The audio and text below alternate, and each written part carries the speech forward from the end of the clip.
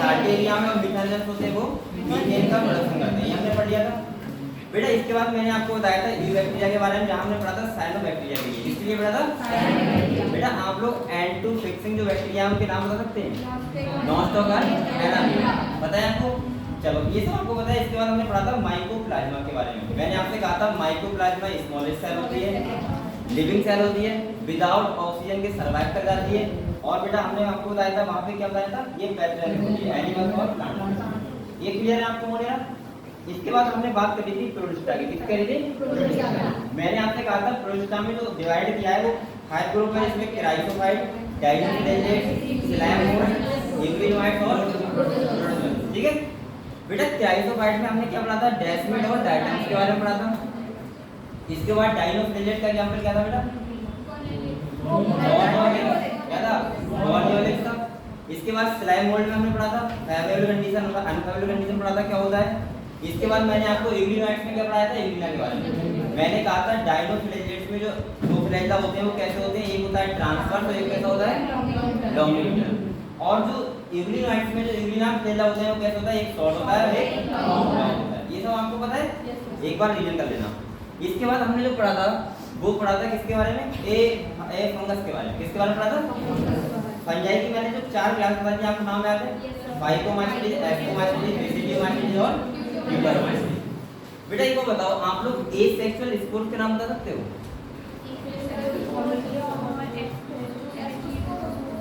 बताओ asexual spores के नाम बताओ। एक तो कोलिडिया था और जूस स्पोर्स पता है आपको? चलो इसके बाद हमने आपको सेक्सुअल स्पोर का नाम बताया। 3 टाइप के होते हैं। कौन कौन से होते हैं? एस्कोस्पोर, बेसिडियोस्पोर और oospore पता है आपको? चलो इसके बाद मैंने आपको बताया था जो सेक्सुअल साइकिल होती है उसमें कितने स्टेप होती है? 3 स्टेप होती है। कौन कौन सी बेटा? सबसे पहले कैरियोगैमी, कैरियोगैमी में एक स्टेज होती है डाइकैरियो, ठीक है, N+N। इसके बाद हमने आपको क्या बताया था? ग्लूकोसाइड। क्लियर हुआ इतना? इतना क्लियर है बेटा? चलो तो आपका फंगस हो गया, आपका बेटा फंजाई मतलब फंजाई हो गया, प्रोटिस्टा हो गया, मोनेरा हो गया। अब हमारा किंगडम कौन सा बचा बेटा? प्लांटी और एनिमलिया। मैं आपको प्लांटी पूरा चैप्टर है प्लांट किंगडम, एनिमलिया पूरा चैप्टर है कौन सा? Animal kingdom.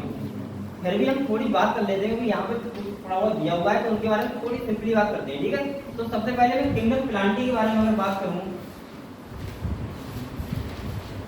बेटा, अगर हम किंगडम प्लांटी की बात करें सबसे पहले बताओ इसमें किससे पढ़ते हैं हम? प्लांट्स के लिए पढ़ते हैं। प्लांट्स कैसे होते हैं? ऑटोट्रॉफिक। कैसे होते हैं बेटा? पता है आपको? प्लांट ऑटोट्रॉफिक होते हैं यानी फोटोसिंथेसिस करते हैं, ठीक है। इसके बाद बताओ इनके पास सेल कौन सी होती है बेटा? बताओ। यूकैरियोटिक। कैसी होती है? यूकैरियोटिक। यूकैरियोटिक सेल होती है। और ये कैसे होते हैं? यूनिसेलुलर होते हैं, मल्टीसेलुलर होते हैं? मल्टीसेलुलर होते हैं। कैसे होते हैं? ये तो आपको जनरल कैरेक्टर थे जो आपको पता है। ये तो हम लोगों ने जब हाई किंगडम क्लासिफिकेशन किया तभी आपको पता है। चलो अब थोड़ी सी बात करते हैं। प्लांट किंगडम को डिवाइड किया है जो 5 डिवीजन में किया है। कितने डिवीजन किया है? 5 डिवीजन में। बेटा एक बार बताओ ये डिवीजन क्या है? देखो जैसे हम लोग एनिमल किंगडम पढ़ते हैं, एनिमल किंगडम में क्या होते हैं? फाइलम। क्या होते हैं? तो ऐसे ही प्लांट किंगडम में क्या होते हैं? डिवीजन। तो 5 डिवीजन कौन कौन से पता है आपको? किसी को नाम पता है? चलो मैं बताता हूं। देखो सबसे पहले कौन सा बेटा? थैलोफाइटा। इसके बाद दूसरा कौन सा होता है? ब्रायोफाइटा। तीसरा कौन सा है बेटा? टेरिडोफाइटा। चौथा कौन सा है बेटा? जिम्नोस्पर्म।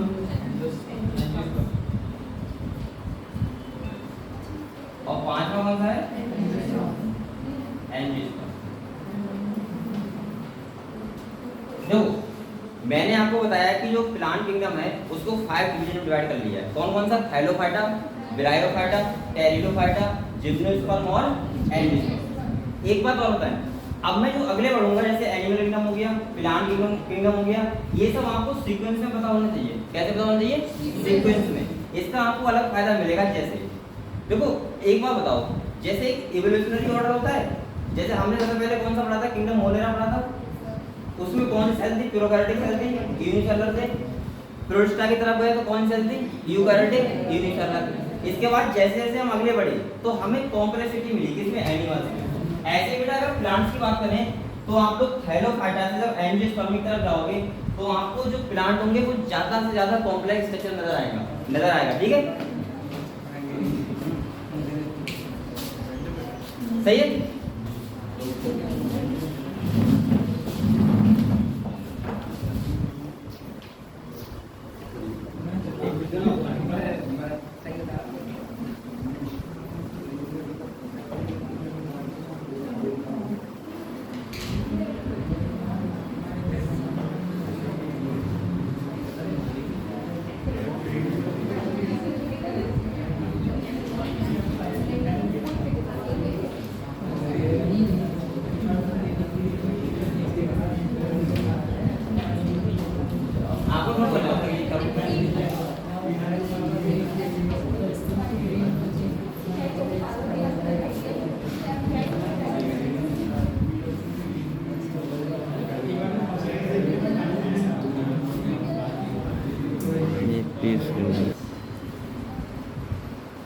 आपको सबको झंडा मिल गया? ये देखो कल क्या होता 15 अगस्त है ना कल? बेटा 15 अगस्त का दिन बहुत ही महत्वपूर्ण है। आपको लगता है ये आसानी से 15 अगस्त पहले छोटे बच्चे थे बहुत खुश होते थे 15 अगस्त और खुश होना भी चाहिए बेटा, क्योंकि हम लोग इस दिन क्या हुआ था, आज़ाद हुए। और आपको पता नहीं कि आज़ादी से पहले हम लोग के क्या हाल थे।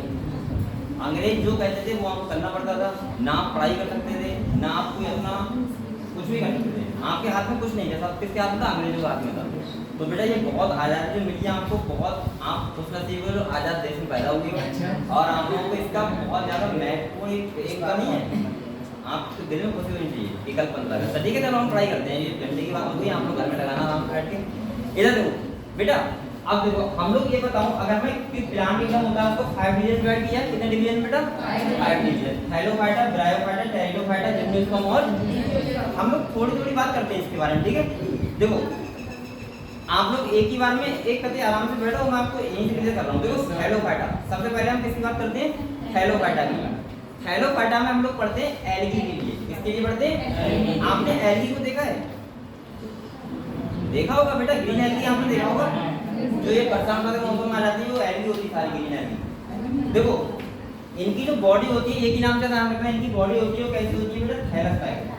कैसी टाइप होती है, और थैलस टाइप का मतलब पता है क्या होता है, थैलस टाइप का मतलब होता है कि इनकी बॉडी जो होती है, प्लांट बॉडी, ये रूट, लीफ, स्टेम में डिफरेंशिएट नहीं होती है। यहाँ पे आपको रूट देखने को नहीं मिलेगी, ना आपको लीफ देखने को मिलेगी, ना आपको स्टेम देखने को मिलेगी। अगर कोई ऐसी प्लांट बॉडी है तो इसका मतलब क्या होता है, एल्गी होता है। वो किस में रखा हुआ है, थैलोफाइटा। किस में रखा हुआ है, थैलोफाइटा। बेटा इसके बाद ये कैसे होते हैं, मोस्टली कैसे होते हैं, एक्वेटिक होते हैं। कैसे होते हैं, एक्वेटिक होते हैं। यहाँ पे एक बार बताओ, जब स्टेम नहीं है, जब रूट नहीं है, जब लीफ नहीं है, तो क्या यहाँ पे बताओ अगर हम बात करें तो इनकी बॉडी कैसी होगी, थैलस टाइप होगी। क्या यहाँ पे जाइलम फ्लेम वगैरह कुछ होगा, कुछ नहीं होगा, ठीक है। ये पानी में रहते हैं, फोटोसिंथेसिस करते हैं, मैं बात करता हूँ।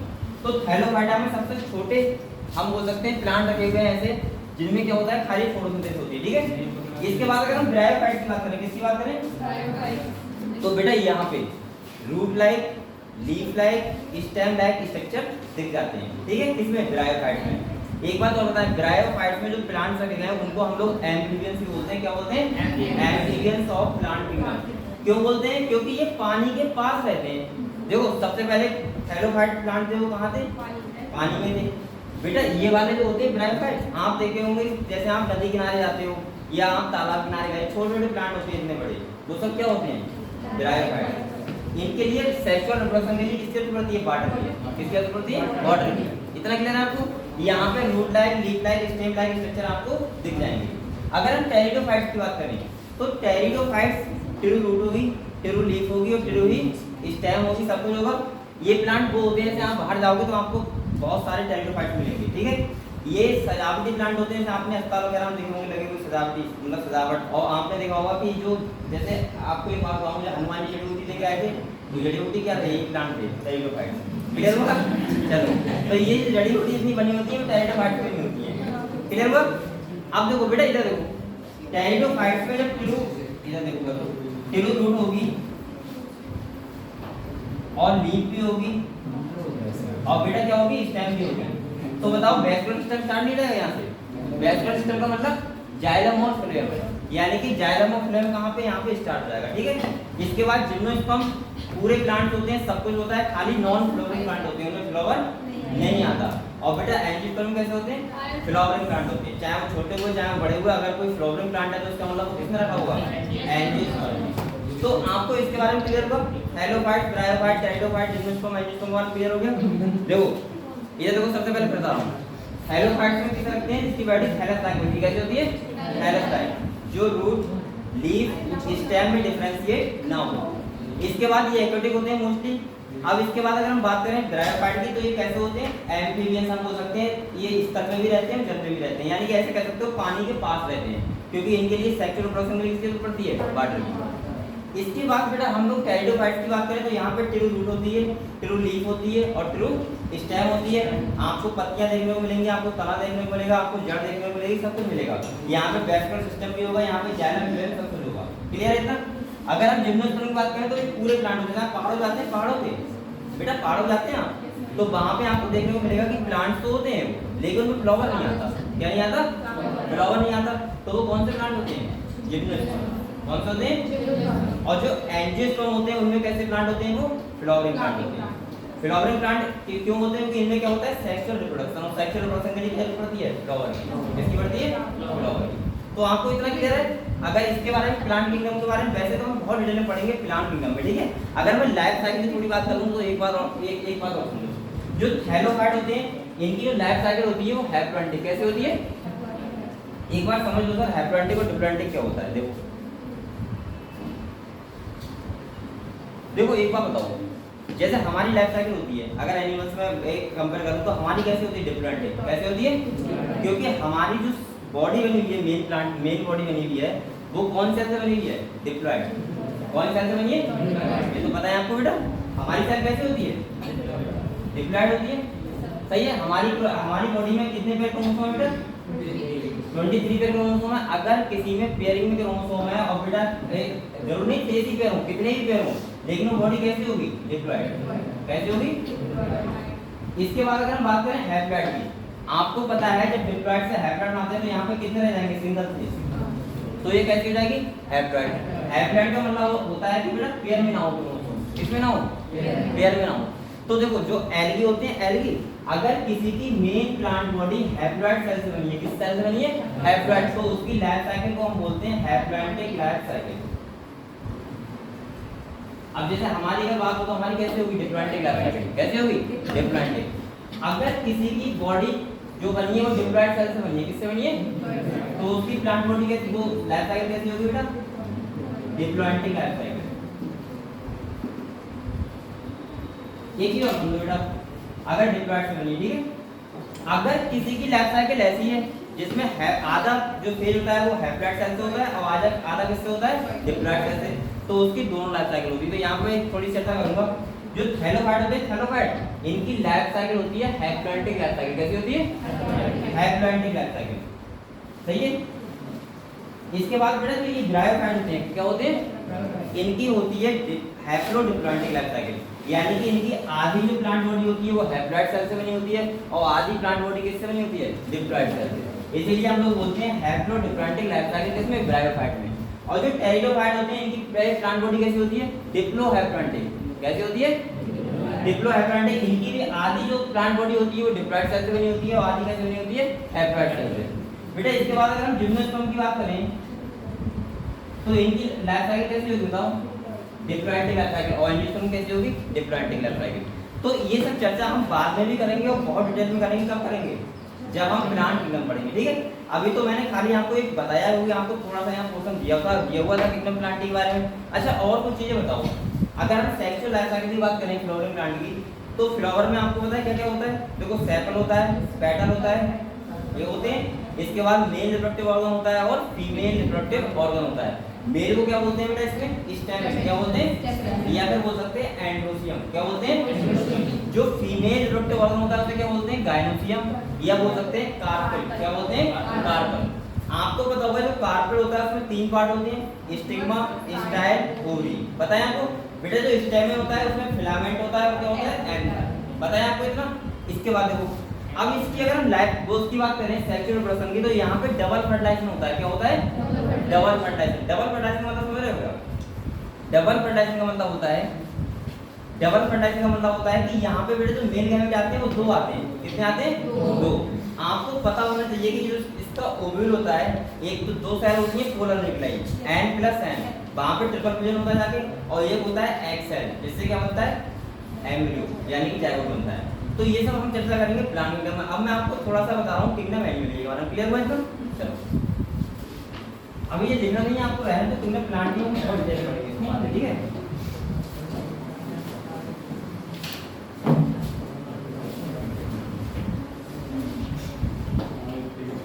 बेटा आप देखो, अगर हम किंगडम किसकी बात करें, एनिमल की, किसकी बात करें, एनिमल। एक बात बताओ बेटा, सबसे पहले ये बताओ एनिमल कैसे होते हैं? हेटरोट्रॉपिक होते हैं। कैसे होते हैं? हेटरोट्रॉपिक। हेटरोट्रॉपिक का मतलब क्या होता है?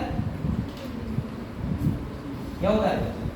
परपोसी। कैसे होते हैं? परपोसी, यानी कि ये फूड के लिए किसके ऊपर डिपेंड रहते हैं? दूसरे एनिमल्स के ऊपर, प्लांट्स के ऊपर। इसके बाद अगर हम बात करें तो आपने एक नाम देखा होगा होलोजोइक। क्या देखा होगा? ये कहीं पढ़ा है आपने होलोजोइक? इसका मतलब क्या होता है बताओ? उन्हें होलोजोइक बोलते हैं। हेटरोट्रॉपिक में होलोजोइक का मतलब होता है जो इंगल करते हैं, फूड को निकलते हैं माउथ के द्वारा, तो उन्हें क्या बोलते हैं? होलोजोइक। क्लियर हुआ? चलो ये बेटा इनकी सेल कैसी होगी बताओ? यूकैरियोटिक होगी। ये एनिमल कैसे होते हैं बेटा? Multi cellular. कैसे होते हैं? मल्टी सेलुलर होते हैं। तो आपको पता लगा कि यूकैरियोटिक सेल होती है, मल्टी सेलुलर एनिमल होते हैं। इसके बाद ये हेटरोट्रॉपिक होते हैं। अगर बेटा किंगडम एनिमलिया की बात करें तो यहाँ पे लोकोमोशन क्या होता है? प्रेजेंट होता है। लोकोमोशन का मतलब जाना है जगह, तो यहाँ पे लोकोमोशन क्या होगा? अच्छा एक बात बताओ बेटा, जो एनिमल होते हैं वो कौन सेल से बने होते हैं? एनिमल सेल से। प्लांट कौन से सेल से बने होते हैं? प्लांट सेल से। एनिमल सेल और प्लांट सेल में आपको डिफरेंस पता है सबको? पता है ना? मैंने कहा था प्लांट सेल का यूनिक फीचर होता है, उसके पास क्या होती है? Cell wall. और यहाँ पे सेल वॉल क्या होती है? एब्सेंट होती है। आप सबको क्लियर है? चलो इसके बाद मैंने आपको ये बताया था कि जो एनिमल किंगडम होता है, या फिर हम एनिमल किंगडम की बात करें थोड़ी सी, तो बेटा इसमें जो फाइलम होते हैं वो कितने होते हैं? 11 फाइलम होते हैं। कितने फाइलम होते हैं? 11। तो इन फाइलम्स का आपको नाम याद करने हैं और सीक्वेंस में याद करने हैं। जैसे अगर मैं नाम की बात करूं तो सबसे पहला फाइलम कौन सा बताओ? अरे कोई पढ़ा नहीं फाइलम क्या? कभी नहीं पढ़े? नहीं पढ़ा है? चलो हम कल से पढ़ाएंगे, जब पढ़ाएंगे। देखो किंगडम एनिमल को 11 फाइलम में डिवाइड किया। कितने फाइलम में?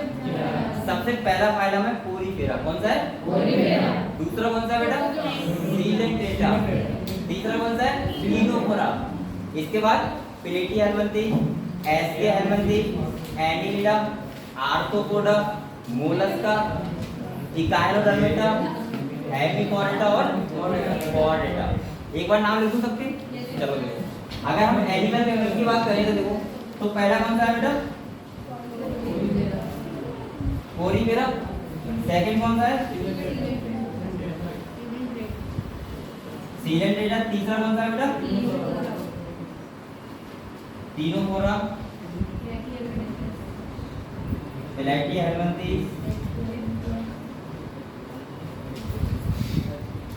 फिर इसके बाद कौन सा है? एस्के हेल्मिंथी,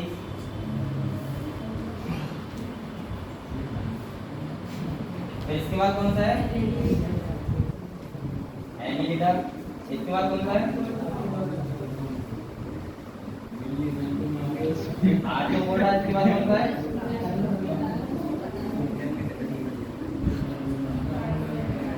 ये दिख रहा है पीछे?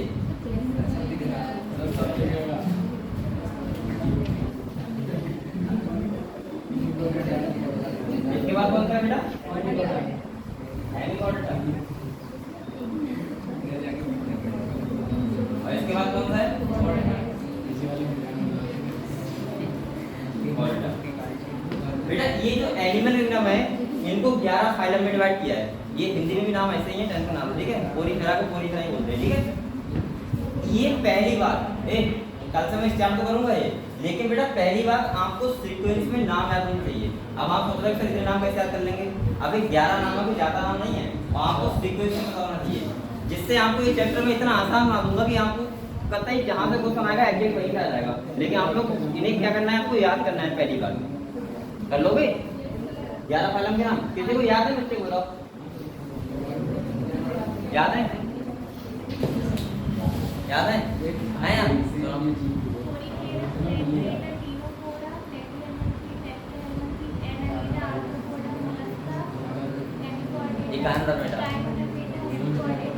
सही सही बेटा, ऐसे ही आपको 11 फाइलम के नाम क्या होना चाहिए, याद होना चाहिए। देखो ये बहुत ज्यादा कठिन नहीं है। देखो मैं तरीका बता रहा हूँ, आप लोग क्या करना, कॉपी लेना, रफ कॉपी, उस पर एक बार देख देख के लिखना, दूसरी बार बिना देख के लिखने की कोशिश करना, तीसरी बार आप लोग याद कर लेना, बस याद रहेंगे आपको। अब देखो यहाँ पे हम बात करते हैं, सबसे पहले मैं ये सीक्वेंस में क्यों बताता हूँ याद करने के लिए बेटा। देखो मैं इसलिए बताता हूँ क्योंकि यहाँ पे भी जो कॉम्प्लेक्सिटी आएगी वो पूरी मिला के अगर आप जाओगे सबसे ज्यादा किसके पास होगी, कॉर्ड के पास। आप लोग पूरी ग्राम अगर देखोगे तो वहां पे हम लोग स्पंज के लिए पढ़ते हैं। किसके लिए पढ़ते हैं? स्पंज को। बेटा स्पंज ऐसे होते हैं कि उनकी सेल के बाद टिश्यू भी नहीं बनता। क्या नहीं बनता? इनके पास कोई ऑर्गन नहीं होता, क्योंकि ये फर्स्ट फाइलम कौन सा है, पोरीफेरा। अगर आप कॉर्डा के पास जाओगे तो यहाँ पे क्या होता है, पूरा ऑर्गन सिस्टम लेवल होता है, ठीक है। तो आपको ये कैसे होना चाहिए, आप सीक्वेंस में, जैसे पोरीफेरा, सीलेंटेटा, टिमोफोरा, ऐसे आपको पूरा सीक्वेंस में आना चाहिए। अच्छा एनिमल किंगडम की अगर हम बात करें तो वहां पे आपको पता होना चाहिए कि जो 11 फाइलम है ये किस बेस पे क्या किए हैं, डिवाइड किए हैं। तो आपको मैं कल पढ़ाऊंगा सिमेट्री के बारे में। सिमेट्री क्या, इनकी क्या होती है, सिमेट्री का मतलब क्या होता है, सममिति कैसी होती है। ये डिप्लोप्लास्टिक होते हैं, ट्रिप्लोप्लास्टिक होते हैं। इनका सेलुलर ऑर्गेनाइजेशन कैसे हुआ है, सेलुलर लेवल का है, टिश्यू लेवल का है, या फिर ऑर्गन लेवल का है। इसके बाद अगर हम बात करें तो इसका हम लोग देखेंगे कि डाइजेशन कैसा है, इंट्रासेलुलर है या फिर एक्स्ट्रा सेलुलर है। इसके बाद देखेंगे कंप्लीट है या फिर इनकम्प्लीट है, रेस्पिरेशन देखेंगे। ये सब बातें देख के तो हम बताएंगे कि ये 11 फाइलम में कैसे करके डिवाइडेड है। बेटा इसको याद करने के लिए एक काम और करना पड़ेगा आपको। 11 फाइलम है, इनके सबके एग्जाम्पल याद कर लोगे। कैसे, जैसे आप लोग बताओ पोरीग्राम किसे पढ़ते हैं, स्पंज को। सीलेंटेडाम किसे पढ़ते हैं, हाइड्रा को। कौन सा टिनोफोरम बताओ किसे पढ़ते हैं, बताओ कोई चलता है? टिनोफोरम पढ़ते हैं पिल्यूरोब्रैकिया के लिए। किसके लिए पढ़ते हैं, पिल्यूरोब्रैकिया, घर पे आके देखना। इसके बाद प्लेटिहेल्मिंथेशियन किसे पढ़ते हैं, फ्लैट बॉम्ब के लिए, फ्लैट बॉम्ब के। ऐसे ही आपको सारे एक एक एग्जाम्पल याद करने हैं। और ये फाइलम, ये जो तुम्हारा होगा ये एनिमल किंगडम बहुत ज्यादा आसान हो जाएगा। क्लियर हुआ? अगर और बातें करें यहाँ पे बेटा देखो, तो यहाँ पे आपको पता है हेटेरोट्रॉपिक होते हैं पहली बार, यूकैरियोटिक होते हैं, मल्टीसेलुलर होते हैं, लोकोमोशन क्या होता है इनमें, प्रेजेंट होता है। एनिमल्स के बारे में और तो हम जब एनिमल किंगडम पढ़ेंगे तब आपको सारा बताऊंगा, ठीक है। इनमें डाइजेशन प्रेजेंट होता है, इनमें नर्वस सिस्टम होता है, इनमें रेस्पिरेटरी सिस्टम होता है, ये सिस्टम क्या होते हैं इसमें प्रेजेंट होते हैं। बेटा आप ये बताओ, आपको इतना क्लियर है अभी तक? यहाँ पे क्या होता है, सेक्सुअल रिप्रोडक्शन भी होता है। यहाँ जो फर्टिलाइजेशन होता है कैसा होता है, इंटरनली भी होता है और एक्सटर्नली भी होता है। ये सब हम बातें पढ़ेंगे, ठीक है। चलो तो ये आपको ये नोट करना है क्या, कर लिया? हमने नहीं किया, करो करो।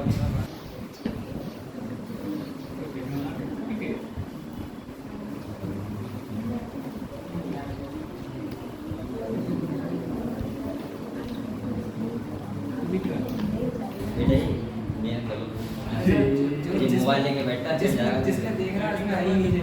ये रफ कॉपी लेके बैठो और इनके नाम याद करो। करना आपको पड़ेगा, याद तो नहीं पड़ेगा। अरे सच्ची में करता हूं, चल कर दूंगा उससे।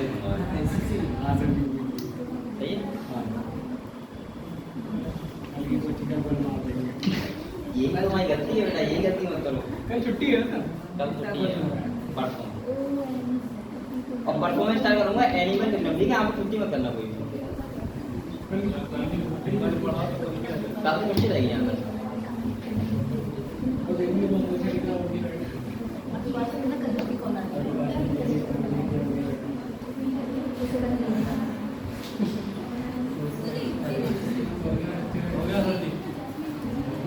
देखिए बेटा ये बताओ, आपको पता है ये बताओ बेटा, आपको प्लांट किंगडम के बारे में और एनिमल किंगडम के बारे में फुल नॉलेज मिल गई? Yes sir. अभी हम लोग प्लांट किंगडम, एनिमल किंगडम बहुत डिटेल में पढ़ेंगे। कब? जब हम चैप्टर पढ़ेंगे 3rd और 4th। जैसे मैं आपको एनिमल किंगडम पढ़ाऊंगा तो सारा कुछ बताऊंगा, ठीक है, जितनी चीजें होती हैं। हम लोग कॉर्डेटा को भी डिटेल में पढ़ेंगे, कॉर्डेटा क्या होते हैं, वर्टिब्रेट्स क्या होते हैं, इनवर्टिब्रेट्स क्या होते हैं, कौन कौन से एग्जाम्पल होते हैं, कौन कौन से ऐसे होते हैं जो एनिमल्स एक्वेटिक होते हैं, कौन से कैसे होते हैं टेरेस्ट्रियल होते हैं। सही है, दिख रहा है? हाँ, और क्या सर ये लिखा नहीं था सर। हाँ सर जी, आप भी हो जाएंगे और तो कुछ नहीं है। बेटा आप लोग मेहनत करना स्टार्ट कर दो, आप लोग मेहनत से मत जा करो। और एक बात और ध्यान रखो, बात हमको ये देखो, अगर आप नीट की तैयारी कर रहे हो तो बेटा आपको एक नीट के लेवल का पढ़ना ही पड़ेगा, ये बात ध्यान रखना। मैं ऐसी नॉर्मली कह रहा हूँ, आपको सोचो कि सर जी आए खाली आपको एनिमल्स के बारे में बता के चले जाएं नॉर्मली, तो बेटा एक लेवल का भी आपको पढ़ना पड़ेगा, ठीक है? और आप उस लेवल का नहीं पढ़ोगे तो आप अपने खुद का नुकसान करोगे, किसी दूसरे का नहीं करोगे, क्योंकि आप जब क्वेश्चन लगाओगे तो आपसे क्वेश्चन नहीं हो पाएंगे। और मैं आपसे बार बार कहता हूँ कि जब आपसे कोई चैप्टर पढ़ा जाए, आपका बैचलर क्लास कंप्लीट हो गया आपका, आ जाएगा, आप क्वेश्चन लगा के देखना। मुझे लग रहा है कि अगर आप वास्तव में नीट के लेवल के लगाओगे तो आपका ऐसा कोई क्वेश्चन नहीं होगा जिसमें आपको नॉलेज ना हो क्वेश्चन के बारे में, कि आपको मैंने बताया ना वो बात, ठीक है? और मैं आपसे हमेशा कहता हूँ कि जब भी आप कोई टीचर पढ़ो, चाहे फिजिक्स पढ़ो, चाहे आप केमिस्ट्री पढ़ो, चाहे आप बायोलॉजी पढ़ो, टीचर का काम होता है खाली पढ़ाना, और आपका काम इतना होता है जज करना कि आप क्वेश्चन जब करोगे तो आपको ऐसी कोई बात नहीं होती जो आपको पता ना हो, चाहे वो फिजिक्स हुआ, चाहे वो केमिस्ट्री हुआ, चाहे वो बायोलॉजी हुआ। जैसे आप अभी बायोलॉजी का क्वेश्चन लगाओगे, अब मैं ये नहीं कह रहा हूँ कि क्वेश्चन वो लगाओ जो मैं दूंगा तुम्हें, आप क्वेश्चन वो लगाओ जो मुझे क्या, आप कोई सी बुक का क्वेश्चन लगाओ, चाहे कोई टेस्ट सीरीज ज्वाइन करो, चाहे कहीं का क्वेश्चन लगाओ, अगर आपसे क्वेश्चन नहीं हो रहे हैं तो आप मुझसे कह सकते हो कि सर ये वाली बात तो हमें पता ही नहीं थी। लेकिन कुछ बुक ऐसी होती है, मैं आपको अभी बता दे रहा हूँ, जैसे एमटीजी वगैरह हो गई, या कुछ बुक ऐसी होती है जिनमें क्वेश्चन जो होते हैं वो बाहर से देती है, सही है, अपनी किताब को अच्छा करने के लिए। तो बेटा वो क्वेश्चन मैं काम को साफ साफ कर रहा हूँ, मैं छोड़ देना, कतई मत करो आप, क्योंकि आपका नीट में बेटा 100% एनसीईआरटी बेस किया आएगा। अगर कोई बात एनसीईआरटी नहीं लिखी हुई है और आपको क्वेश्चन पूछी गई तो आप मत लगाओ, ठीक है? ज्यादा कठिन क्वेश्चन लगाने से कोई फायदा नहीं है, आप कम लगाओ लेकिन सरल क्वेश्चन लगाओ, सरल क्वेश्चन ज्यादा लगाओ, सही है? और ज्यादा लगाओगे तो आपकी प्रैक्टिस अच्छी होनी चाहिए। और सेकंड मैंने कहा था कि एनसीईआरटी की बेटा एक भी लाइन आपकी छूटने ना पाए पूरी साल, अगर आपने इतना कर लिया तो इसका मतलब ये है कि आप पूरी तरीके से तैयारी कर रहे हो, सही। और अगर आप पे क्वेश्चन नहीं लग रहा है, चाहे कोई सब्जेक्ट हुआ, आपने जो टीचर ने पढ़ाया आपने देखा कर जाकर, तो उसमें अगर सिलेबस में आधा है लिखा हुआ या कुछ भी है, तो इसका मतलब ये है कि बेटा आप इस नीट के लेवल का नहीं पढ़ रहे हो। पढ़ाने को मैं भी आपको अगर आके खाली नॉर्मली पढ़ा दूंगा तो सरल सरल बात है, तो उससे फायदा क्या है? आप खाली खुश होंगे कि यार हमें सब आता है, लेकिन आपको रिलेटिव नहीं आता है, ठीक है? तो आप एक लेवल का पढ़िए और अच्छा पढ़िए, घर जाके मेहनत करिए, क्लियर? अगर आपको नीट की तैयारी करनी है वास्तव में, तो हालांकि आपको मेहनत करनी करोगे तो थोड़ा दर्द तो होता है बच्चों को, यार जग रहा है, ये कर रहा है, वो कर रहा है, लेकिन ये सब मत समझा करो, पढ़ाई किया। लिख लिया बेटा, लिख लिया, चलो। और मैंने आपसे कहा था बेटा कि यहाँ पढ़ाई से मत बचो, कब तक बचोगे बताओ? दशरथ मांझी की मूवी देखिए करो। कौन है? अरे कौन है? तुमने माउंटेन जो नहीं देखी है वो वाली, कौन सी? जो ने पहाड़ तोड़ दिया था अपनी पत्नी ने, कौन सा है?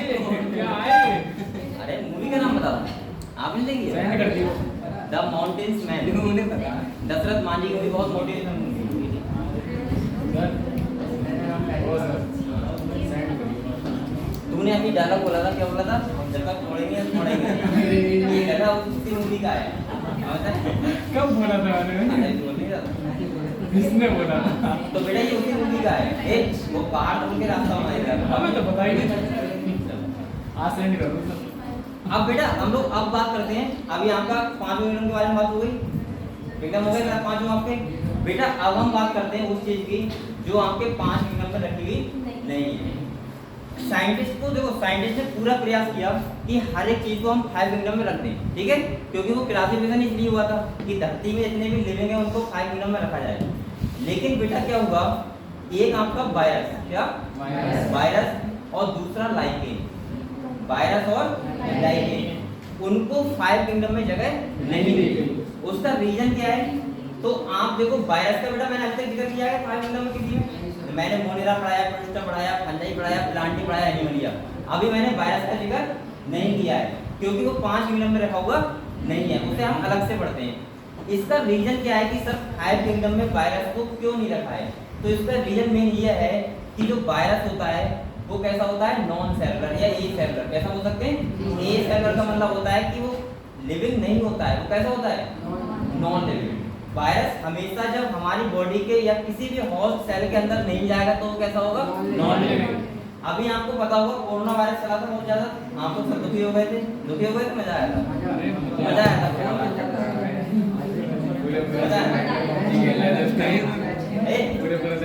बेटा।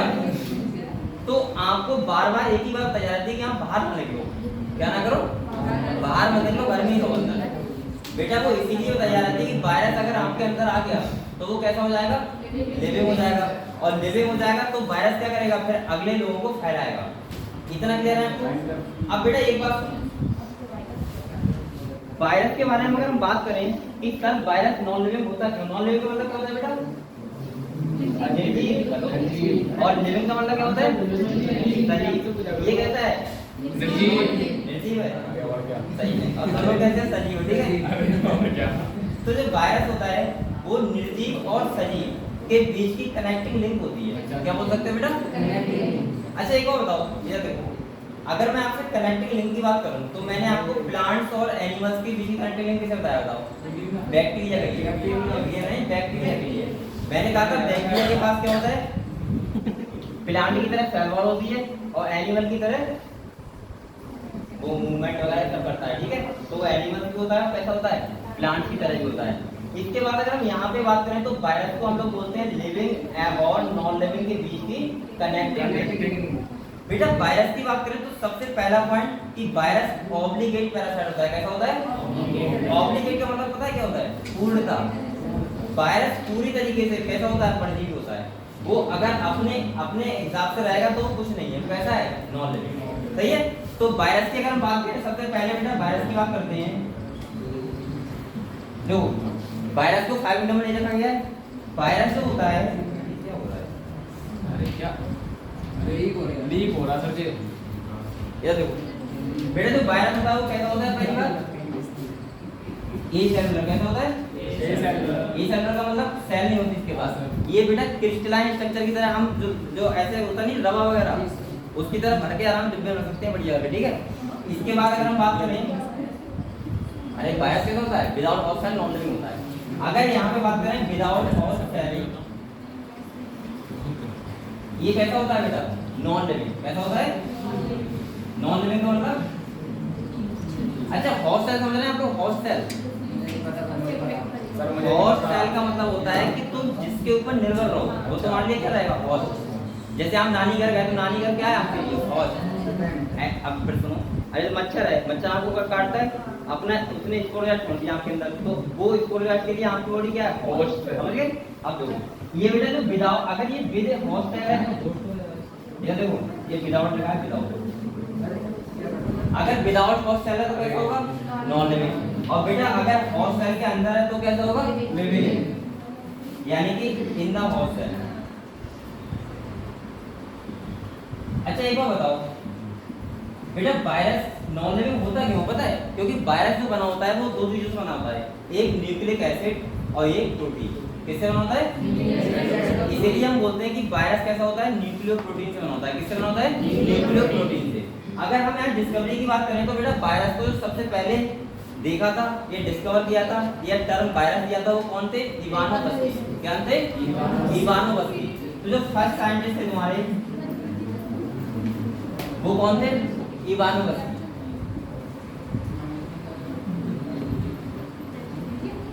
बेटा ये देखो इवानोवस्की ने क्या दिया था, मैं ऐसे बोल सकता हूँ, टर्म वायरस बोला था, और इनने वायरस के लिए पता क्या बोला था, वीनम। क्या बोला था, वीनम। यानी कि इनने क्या दिया था, मैं बोल सकता हूँ कि डिस्कवर किया था इनने वायरस, और इनने वायरस के लिए बेटा नाम दिया था क्या, वीनम का मतलब क्या होता है, जहर। इनने कहा था कि वायरस क्या होता है, जहर होता है। क्या होता है, जहर। या इन्हें दूसरा नाम बोला था, इसने कहा था कि वायरस जो है वो पॉइजनस फ्लूइड होता है। क्या होता है, पॉइजनस फ्लूइड है, हाँ विषैला पदार्थ होता है, ऐसे बोल सकते हो, या फिर हम बोल सकते हैं वीनम होता है। ये क्लियर हुआ बेटा, ये क्लियर हुआ। इसके बाद सेकंड साइंटिस्ट कौन से आए थे बेटा, बीजरिंग। कौन थे, सेकंड साइंटिस्ट थे तुम्हारे एमडब्ल्यू बीजरिंग।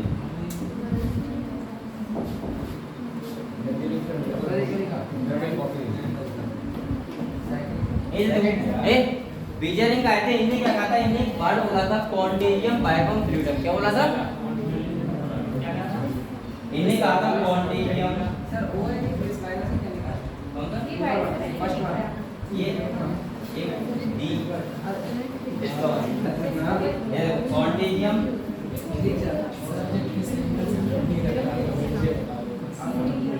ये देखो बेटा जो ये एमडब्ल्यू बीजेरमिक थे इनने कहा था कि वायरस क्या होता है, इनने कहा था बीना होता है और क्वांटिटियम बायोम फ्लूइड का मतलब होता है कि ये इन्फेक्टिव फ्लूइड होता है।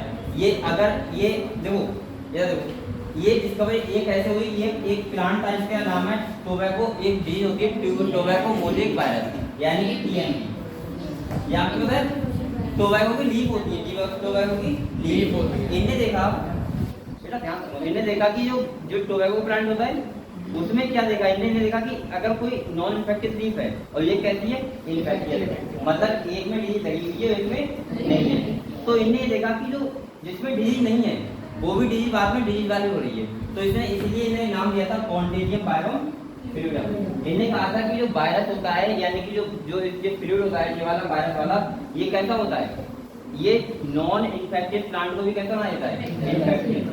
क्लियर हुआ क्लियर हुआ। और इसके बाद एक साइंटिस्ट बेटा और थे, कौन से थे, डिवाइनोवस्की हो गए, एक साइंटिस्ट थे स्टैनली, कौन से थे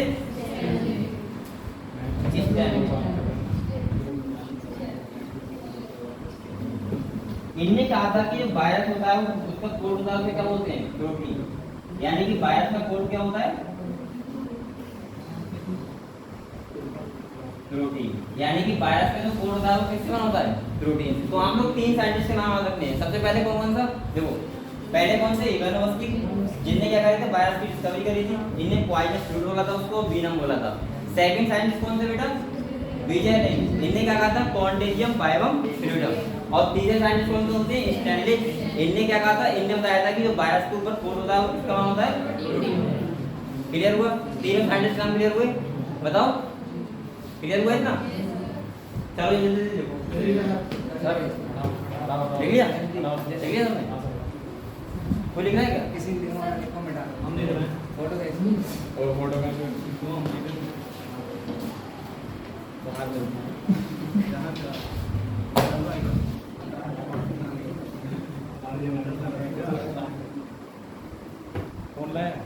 फोन लाया हाँ तो ठीक है व्हाट्सएप गाली दे नहीं सकते ना ऐसे, ये तो देख तो सुन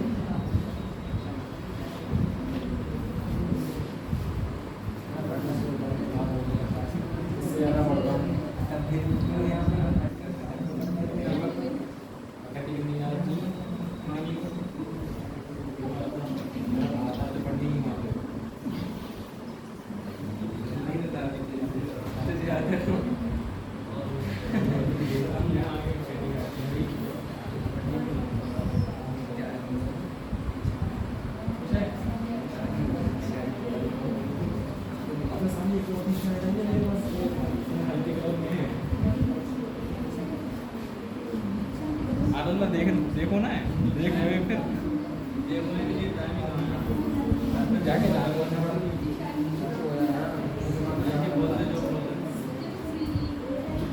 बेटा आप लोग एनसीईआरटी खोले रखा करो, अगर कोई डॉट हुआ करे तो लिख लीजिए।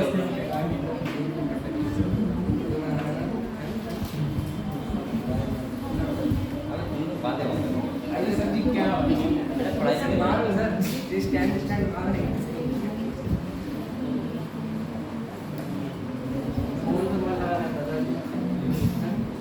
तभी तो बैठ गया थोड़ा। मेरे संग में ला रहा पास सर दोस्त है मेरा, बुलाओ नहीं बताओ आगे का बोला ये लिखना पड़ा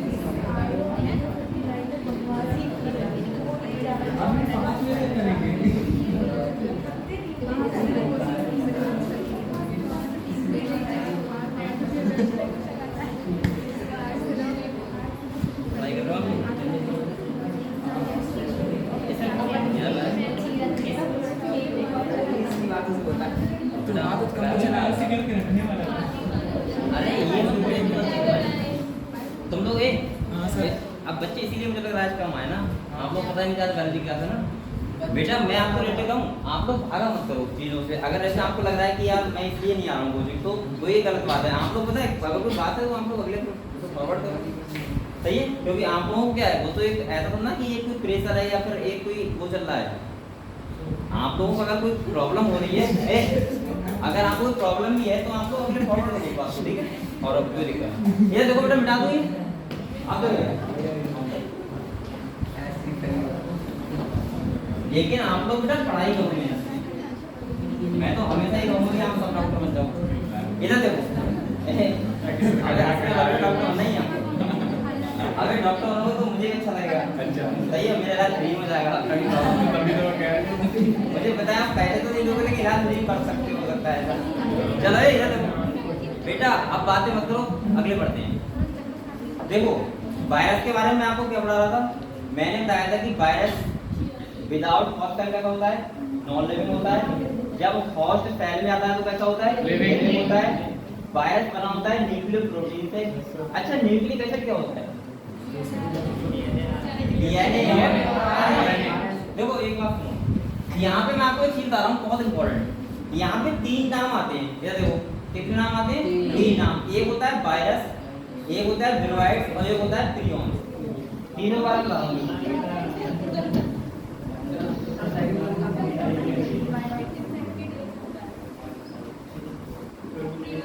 और तीसरा क्या होता है, बेटा ये देखो इन तीनों में डिफरेंस क्या होता है, एक काम क्लियर हो जाएगा। देखो जो वायरस होता है, वायरस इसके अंदर क्या होता है, न्यूक्लिक एसिड। क्या होता है, न्यूक्लिक एसिड प्लस प्रोटीन। क्या होती है, न्यूक्लिक एसिड प्लस प्रोटीन। अब बेटा न्यूक्लिक एसिड में इसके पास क्या होगा, या तो डीएनए होगा या आरएनए होगा। दोनों नहीं होते, हमारे अंदर क्या होते हैं, दोनों होते हैं, डीएनए भी होता है और आरएनए भी होता है। लेकिन इसके अंदर या तो डीएनए होगा या फिर आरएनए। और डीएनए आरएनए क्या बोलते हैं, न्यूक्लिक एसिड। डीएनए या फिर आरएनए। बेटा ये बताओ इतना क्लियर है आपको। अच्छा न्यूक्लिक एसिड क्या बोलते हैं, जो कैरेक्टर्स को ट्रांसफर करता है one generation to next generation. जैसे अगर आपके पास आप फादर की तरह मदर की तरह तो क्यों हो, क्योंकि आपका पापा का मम्मी का डीएनए आया है। एक कुत्ते का बच्चा होता है कैसा होता है, कुत्ते की तरह होता है, क्योंकि कुत्ते का डीएनए होता है। अगर कोई हाथी का बच्चा है कैसा होगा, हाथी की तरह होगा, क्योंकि उसका किसका डीएनए है, हाथी का डीएनए।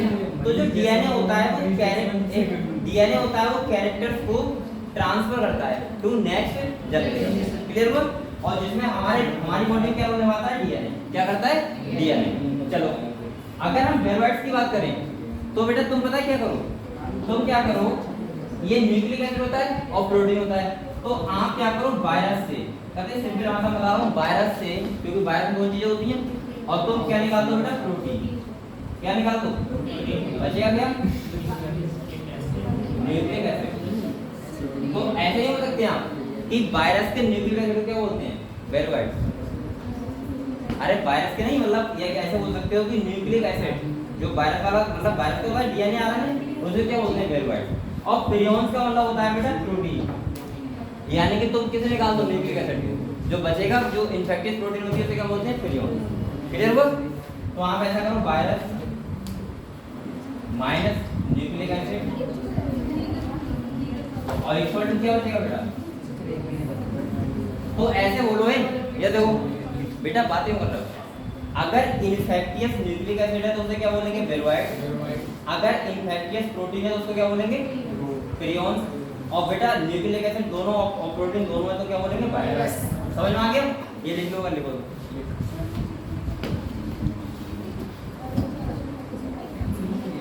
अच्छा इन्फेक्टियस का मतलब क्या होता है, क्या होता है तुम बता, क्या बताएगा, लेख राज तुम बताना। इन्फेक्टियस का मतलब क्या होता है, नहीं पता, आगे बैठो, आधा बार तो है आगे अच्छा काली कितनी ए नरेश कौन है, तुम कौन नरेश कौन वो है। इन्फेक्टियस का मतलब क्या होता है, आप बताओ बेटा। अभी मैं बताऊंगा, हिंदी बताऊंगा, हिंदी से पूछ रहा हूं ना, ये समझ गया। हां सर वो कह रहा है, बताओ मैं बताऊंगा, हिंदी बताओ। हां इन्फेक्टियस का मतलब होता है इन्फेक्ट करने वाला, यानी कि डिजीज करने वाला। बेटा उसे क्या बोलोगे? इन्फेक्ट। ऐसी चीज अजी ऐसे बोलो करो हिंदी आने दो। संक्रमण हो सकते हो। हाँ। ऐसी ऐसे बोलो। ऐसी चीज जो एक से दूसरे में ट्रांसफर हो जाए उसे क्या बोलते हैं? इन्फेक्टियस। समझ गए आप लोग? जैसे इन्फेक्टियस चीज होती हैं। अब इन्फेक्टियस बोलूंगा, समझोगे आप?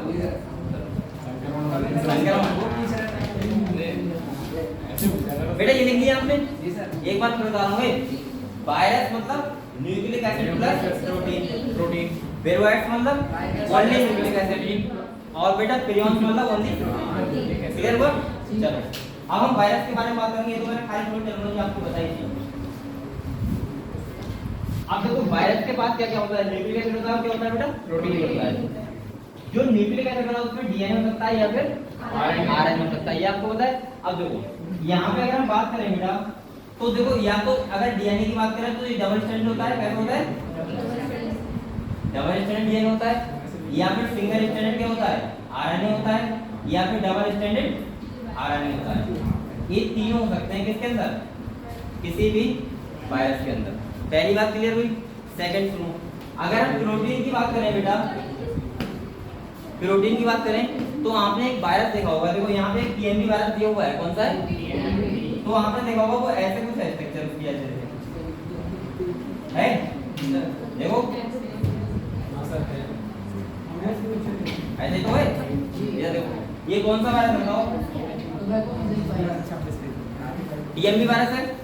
अब ये देखो बेटा, इसके टीएमवी वायरस में किसी भी वायरस के कोड को पता है क्या बोलते हैं? कैप्सिड। क्या बोलते हैं? कैप्सिड। आप लोग ऐसे लिखते हो, प्रोटीन कोड को हम लोग बोलते हैं, क्या बोलते हैं बेटा? कैप्सिड। और बेटा जो कैप्सिड बना होता है वो छोटे छोटे किससे बना होता है? कैप्सोमियर से। किससे बना होता है? कैप्सोमियर से। तो आप ऐसे बोल सकते हो, सिंगल को अगर बोलेंगे तो क्या बोलेंगे? कैप्सोमियर। क्या बोलेंगे? ये बात क्लियर हुई?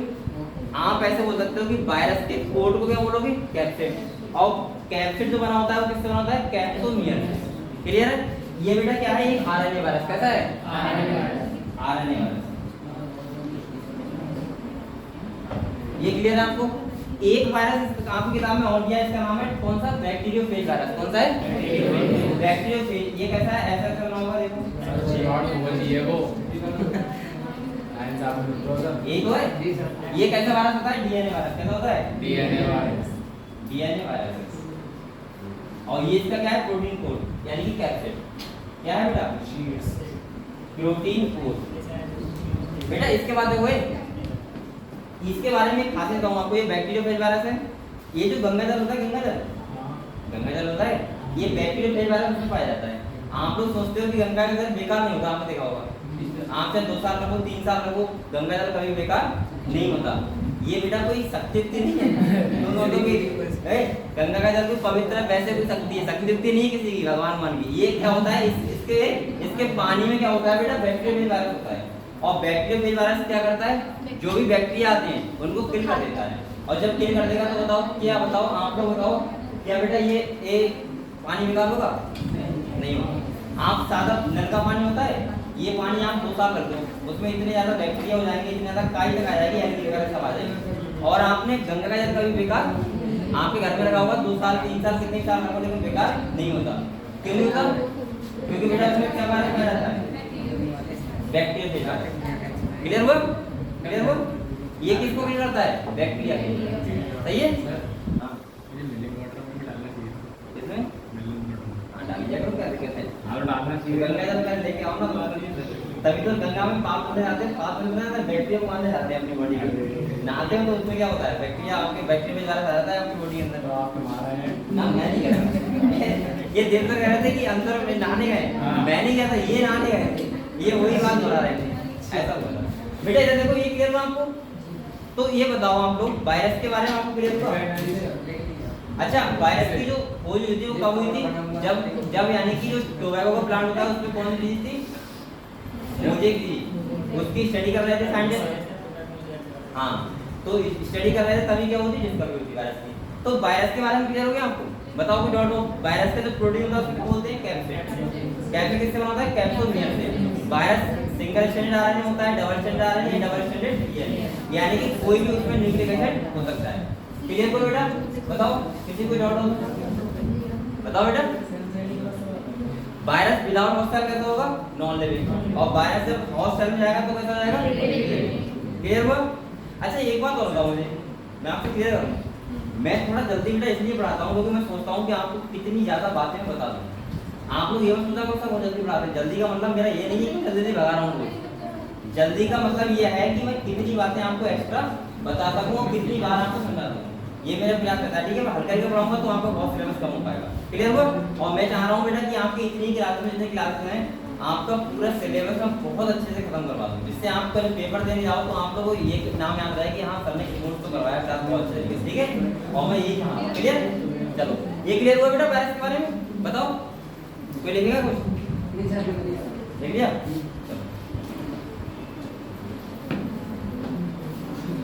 और ये बात मैंने पहले दिन आपसे कह दिया था कि बायोलॉजी में आपको कोई भी प्रॉब्लम नहीं होने दूंगा अगर आप थोड़ी बहुत पढ़ाई करते हो घर में जाकर। और पढ़ाई नहीं करोगे तो बेटा मैं क्या करूँ, तो हो जाएगा।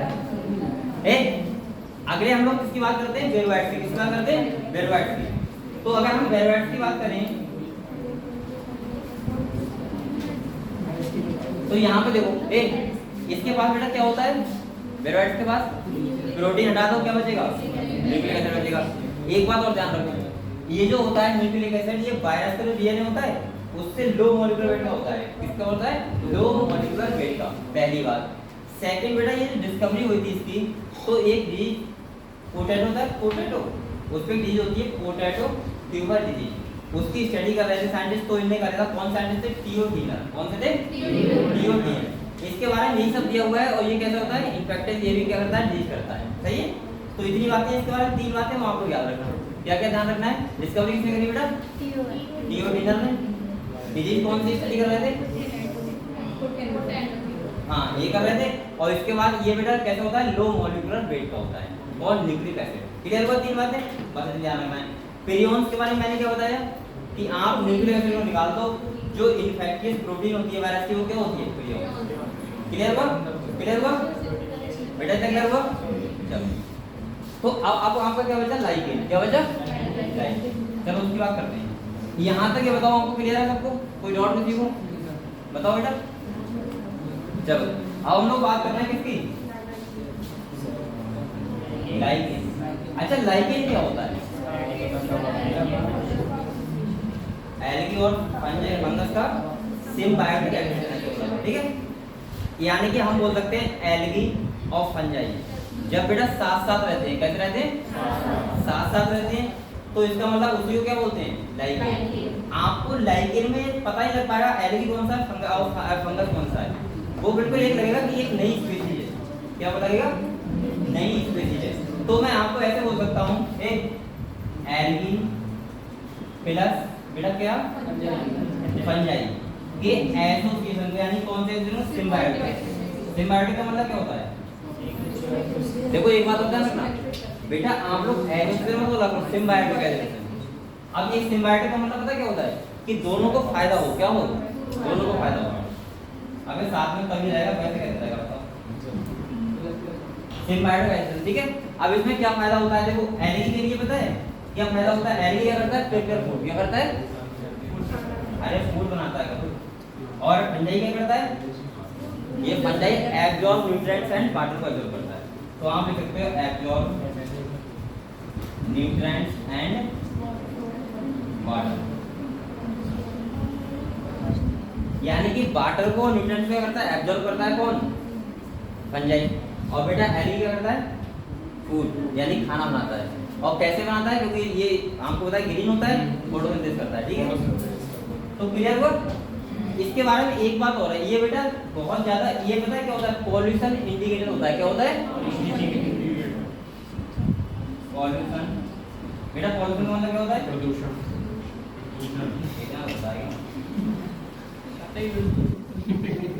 कतई दूर नहीं, वहाँ थोड़े दूर कह रहे हैं बच्चे, थोड़े थोड़े दूर नहीं है ज्यादा। ये देखो बेटा ये कैसा होता है? पॉल्यूशन इंडिकेटर मतलब क्या होगा? मतलब ये हुआ कि जहाँ पॉल्यूशन होता है वहाँ पे संकेत नहीं करता है। तो अगर ये जहाँ पे है तो वहाँ पॉल्यूशन नहीं होगा। और अगर आपसे पूछा है कौन सा पॉल्यूशन, तो पता है कौन सा? SO2, sulphur dioxide. सब पॉल्यूशन नहीं, SO2 का नहीं। क्या लिख लो ये बात, ये आंसर है लिखी हुई। SO2 पॉल्यूशन इंडिकेटर होता है ये, सल्फर डाइऑक्साइड। ठीक है,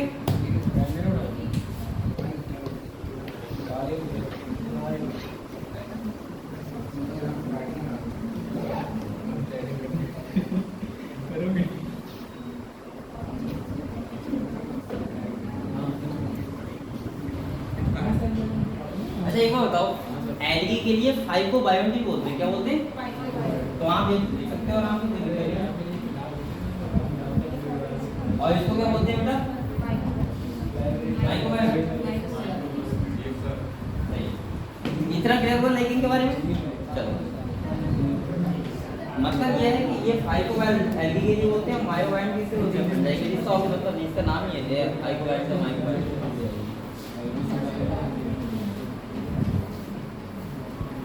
ये ऐसा हो सकता है कि माई को मतलब माइसीडियम वगैरह, और यहाँ फाइव को मतलब फाइव माइसीडियम। ढीला आएगा सर, सीधे आ गया ढीला। सर जी बोल रहा हूँ गेट बोल दो, बंदा आ नहीं रहा है।